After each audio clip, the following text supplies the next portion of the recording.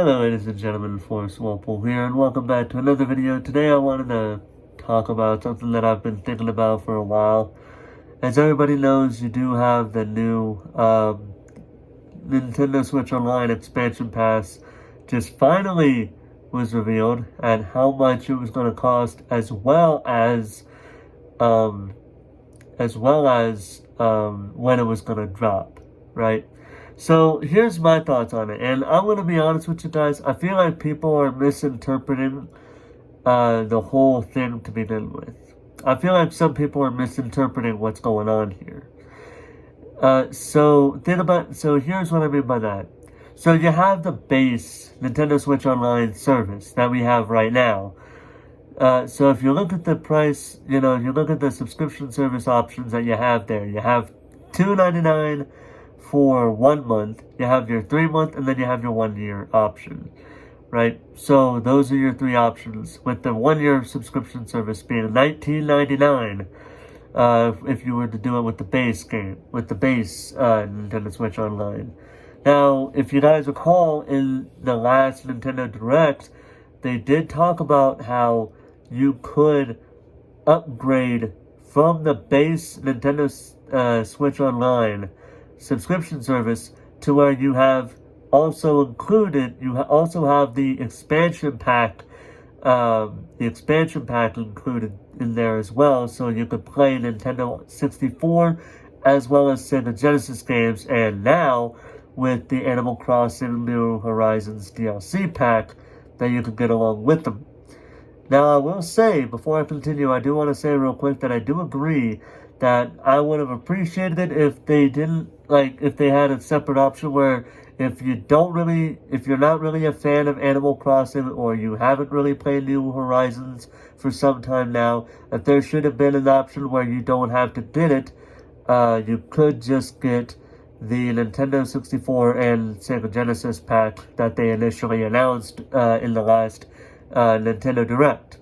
Now, going back to the topic at hand, like I said, you have their 1 month, 3-month, and 1-year subscription services to Nintendo Switch Online's base, to the base of Nintendo Switch Online. And if you guys recall, they did talk about how there was going to be an upgrade to the expansion pack. Now, if you watch the video closely, you would see that in words, they did talk about a way, how upgrading from the base to where you have both the base and the expansion pack would work, right? So yeah, there's that. So yeah, you would be getting an upgrade, but I believe, and I could be wrong about this, and if I am wrong, somebody will probably most likely correct me in the comments, but from what I recalled, if I recalled correctly, they did talk about it. It did say in the fine print on the video that the price point that determines how much it would cost to upgrade to where you also have the expansion pack would be dependent based on how many days are left on your how many days you have left until your next due payment for Nintendo Switch Online. Now, this is where I believe people are kind of taking it out of context a bit. Well, some, I should say, truthfully. So, people are taking it to where the expansion pack is $50, and from what I'm looking at, it seems like they're just taking it like that because of the expansion pack as a whole. They're honestly forgetting about one thing. Yeah, you are getting the expansion pack, but you are also getting the base Nintendo Switch Online services as well. To me, it seems like that price point is only for those who have yet to have subscribed to Nintendo Switch Online. Because as they said in the Nintendo Switch Direct a couple of weeks back, they did say that there was going to be an option to where you could upgrade to where you could have the Nintendo Switch Online service base pack, and and upgrade it to where you have both that and the expansion pack. They talked about that. But in this case, the $50 are for those who don't have, that aren't having the upgrade available. And even then, Nintendo does have it to where you could, from what I'm seeing, unless they don't do it, but from what I'm seeing, it's like they still have the option to where you could do a subscription service to to the original Nintendo Switch Online without the expansion pack for that 1 month, 3 month, or 1 year plan. And then later on down the line, you could upgrade to the expansion pack. This is where I think some people are kind of taking that whole thing out of context a bit. And I've seen so many people talking about that. I don't know if anybody's ever talked about it the way I have. And if they have, then kudos to you, I guess. But this is how I'm seeing it. So basically, you could have it in one of 5 different ways. You could have it to where you have the 1 month subscription service where you're paying it for like $2.99 a month. Then you have the 3 month, which I believe is somewhere between $5 to $15 a month. And then you have the 1 year subscription service, which is $20 a year. So yeah, there's that.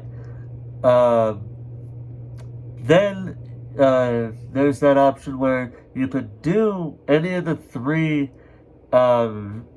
base subscription services, but then do the upgrade to the expansion pack, or you could get the expansion pack as the whole thing, the Nintendo Switch Online plus expansion pack for $50 total.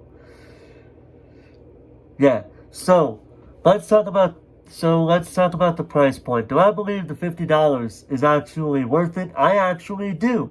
Because, like I said, this is a price point that's going for that's basically going for the people that don't have a subscription service, a subscription to Nintendo Switch Online at all. But this is for those diehard fans who really want to get that Nintendo 64, the chance to play Nintendo 64 games, the chance to play Sega Genesis games, as well as getting a $25 DLC pack for a game that you may or may not play on a daily, if not weekly basis, for free alongside that. And then you have all the stuff on the base Nintendo Switch Online that we all know what it does. So yeah, and that does include the fact that you're given the chance to play NES and Super NES games on that end as well. So technically speaking, $50 a year is really not a bad deal. The only thing you gotta do is just keep a watch on your money. That's pretty much what it boils down to. Do you have the money to buy $50? Do you have the money to buy the $50 a year thing? And if not, then you may have to do what I was saying earlier. Buy a subscription service, whether it's for the 1 month, 3 month, or 1 year thing, and then later on down the line, upgrade to the expansion pack. That's what I would do, and that's what I plan on doing. I plan on upgrading to the Nintendo Switch Online expansion pack because I don't have to worry about having to spend $50 a year, as far as this goes, to do that. Now, I don't know if I would still be stuck with having to pay $50 a year for that. I don't know. We'll just wait and see. But either way, $50 a year is really not that bad of a deal. That's how it is to me. Some people say it is bad, others say it isn't. I'm one of the people that say it isn't, or they could say, well, it is, but some people are like, well, it is, so I'm not getting it, or it is, but I'm gonna get it anyway, because why the fuck not? I'm one of those people that are saying, no, it's not a bad deal. People are just reading too much into it based on what they found out in the Animal Crossing Direct a couple of days ago. So, with that being said, in conclusion, it's not a bad deal. you're just reading too much into it or taking it out of context, either or, if not both at the same time. But either way, that's my story. That's just a thought. And I hope you guys have a good rest of your day.